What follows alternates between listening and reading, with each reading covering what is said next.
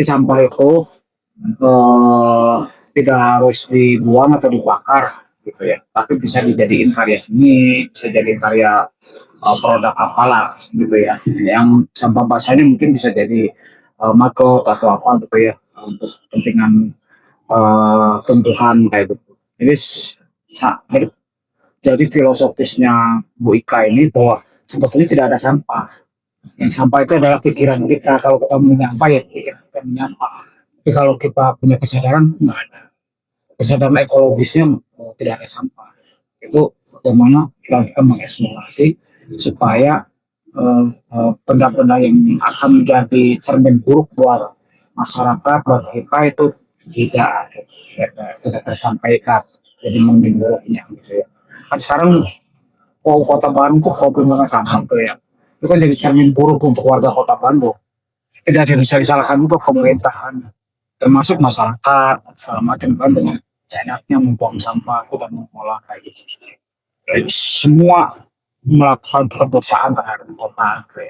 Nah, yang kehadirannya Ibu Ika ini justru harusnya memberikan inspirasi buat pemerintah maupun buat masyarakat gitu ya. Ternyata sampah bisa diolah. Saya pikir bisa jadi apa saja.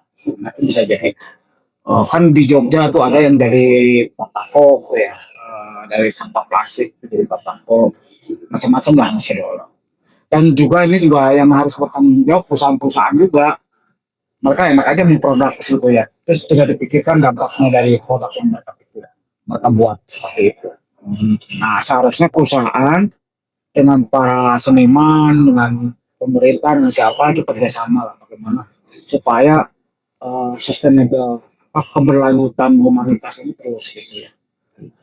Oh ya, produsen misalkan coklat, terus Pas lagi ini itu juga harusnya ya udahlah bareng-bareng dengan pemerintah, misalnya CSR-nya dibuat sekolah kreatif untuk ini. Nah nanti melibatkan misalnya tokoh-tokoh seperti Ika, siapa tuh yang bisa yang selama ini mengeksplorasi sampah kayak gitu ya.